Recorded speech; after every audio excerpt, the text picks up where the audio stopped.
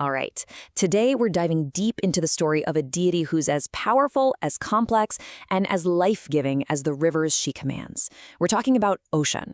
She's this incredible central figure in the Yoruba tradition, and her story, her influence, well, it's flowed across oceans and through centuries, all the way from West Africa to the Americas and way, way beyond. So when I ask you, who is the goddess of love, beauty, and flowing rivers, you might have an answer ready. But I'm telling you, her story is so much more intricate, so much more surprising than any simple title can capture. I mean, we're talking about a warrior, a sorceress, a queen, and that's just for starters. So let's start with the image of her that's most famous, right? The goddess of sweet water. For millions of people, she is the spirit of those rivers that nourish the earth. She's the embodiment of love, of sensuality, and, yep, prosperity. And the answer, of course, is Oshun. That's Oshun. You might also hear her called Oshun in Cuba or Oksum in Brazil.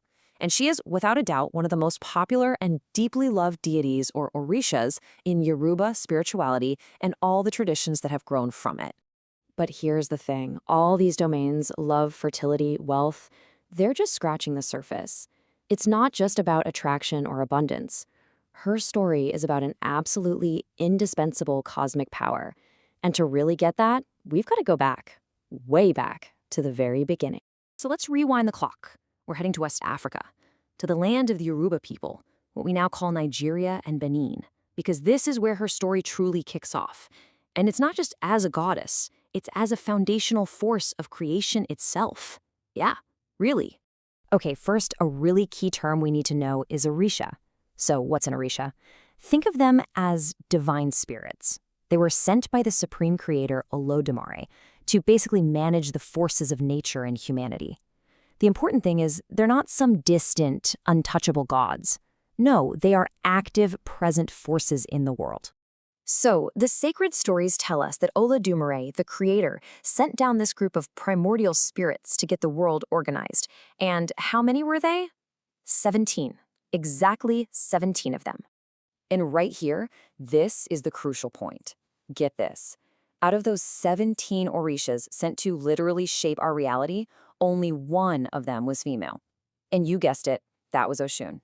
This single fact right here sets the stage for a pretty dramatic cosmic lesson. So the 16 male orishas, they kind of thought they could handle it all themselves.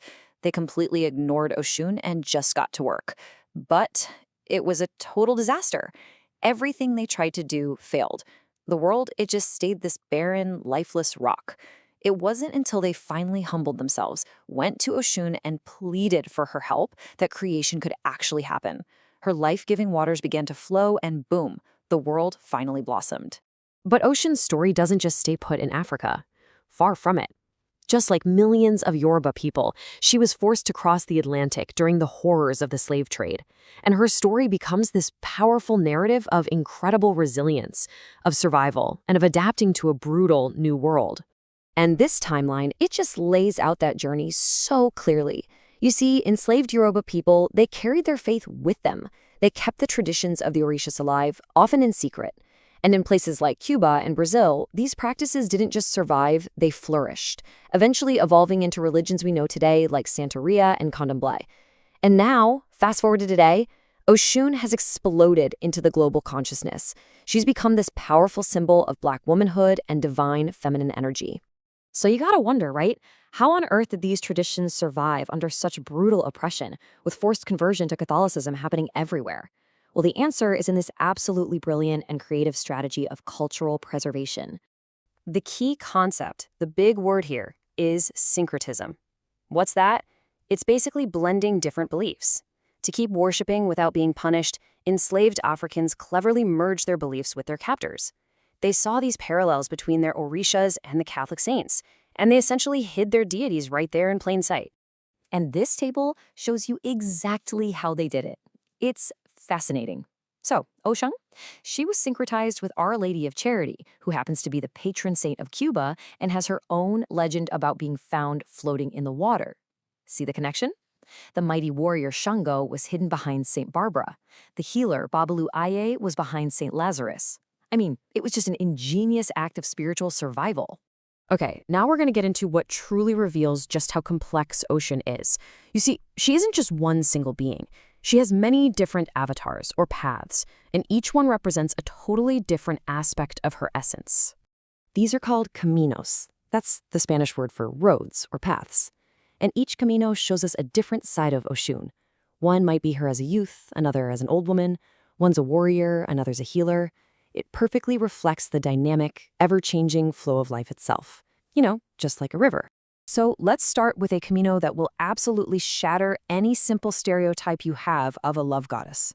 This is Oshun Ibu Kole. And her path is associated with the vulture. Yeah, the vulture. Ibu Kole is this incredibly powerful sorceress, considered the eldest of the witches. She lives down in the mud where the river currents churn together, and she works her magic through her messenger, the vulture. And while she's described as poor, wearing this single tunic that's been washed so much it's gone from yellow to white, she's also a smiling goddess of immense primordial power. She's all about the magic that you find in the places nobody else bothers to look. All right, now let's do a complete 180 and look at a totally different path. Ola Dio. This Camino shows us Oshun as a powerful authority figure, a keeper of deep wisdom, and a fierce, fierce protector.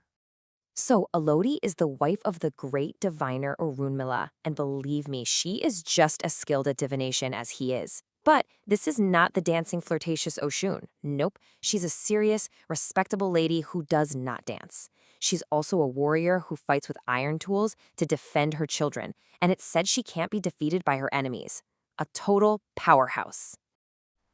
And finally, let's get to the path that probably aligns most with that popular image we talked about at the start. But remember, it's still its own distinct avatar. This is Yeye Moro, the total embodiment of joy and sensuality. Yeye Moro is the queen of the mirror. She's the joyful, coquettish, extravagant path that most people picture. She's all about partying, dancing, celebrating, just pure charm and sensuality. This Camino is all about that intoxicating, life-affirming sweetness that Oshun brings into the world. So, when you look across all these different paths, you start to see this consistent symbolic language. Her sacred number? It's 5. Her colors are yellow and gold, which makes sense. They represent wealth and the sun. Her animals, from the stunning peacock to the powerful vulture, really show you that duality we've been talking about. And the offerings people give her are sweet things like honey and oranges, perfectly reflecting the sweetness she brings to life. And that really brings us to our final thought here. The story of Oshun shows us a divine being who is a sorceress and a nurturer, a warrior and a seductress, both ancient and youthful, all at the same time. So, the question I want to leave you with is this. If a deity can embody so many contradictions, if she can be all of these things at once, what does that say about the complexity we should allow and maybe even celebrate in ourselves?